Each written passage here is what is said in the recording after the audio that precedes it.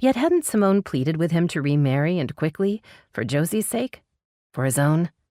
He wasn't ready for marriage yet, but he craved conversation and companionship, and this woman intrigued him. Miss Girard pulled volumes off the shelf.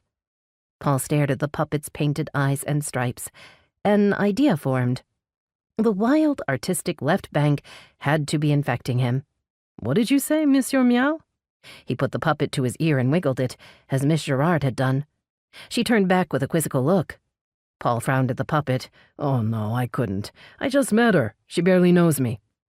He put the puppet back to his ear, and he stared into the distance, shaking his head. "No, I'm not that sort of man. No, Monsieur Meow, I'm a gentleman. I don't want her to think I'm forward." Miss Girard's mouth bent. In anticipation or suspicion? Paul heaved a sigh. "Monsieur Meow told me to ask you out to dinner. I told him it was far too early, but he won't listen to reason. You know what cats are like." "May I talk to him?" She held out her hand.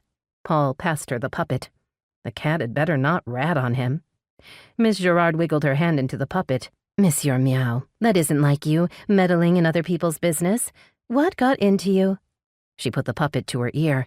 "Oh, Mr. Aubrey got into you." Paul had to smile. Guilty as charged. "It's out of the question," she said. "I know nothing about him." "Oh, yes, that's true. I could get to know him over dinner." "You could." Paul stood up a bit straighter. "Yes, I'm tired of rutabaga soup." Miss Girard lifted those pretty eyes to Paul. "Does the restaurant serve rutabaga soup?" "Never." He ran through restaurants in the neighborhood that he remembered. "That's a good idea, Monsieur Meow." She nodded to her friend, who was rapidly becoming Paul's friend. "He says I could meet you at the restaurant." Wise cat. "Are you free tonight?" "Yes. The store closes at 18 hours. He needed to give her time to close up shop and change clothes.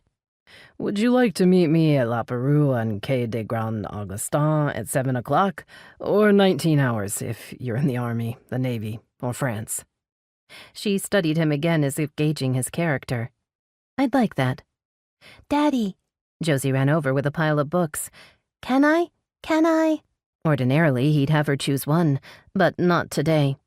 He took the books and turned to Miss Girard. "What do you have for me?" She gave him a playful look as if she knew she could coax him into buying half the store. She set one book on the stack. "Let's start with this. A woman who didn't take advantage of a man's weakness." He approved. After he paid for the books, plus a year's subscription to the store's lending library, he led Josie outside. "I like that lady." Josie waved her arms as Miss Girard had done. "She has legs and wings." Paul chuckled. She did indeed.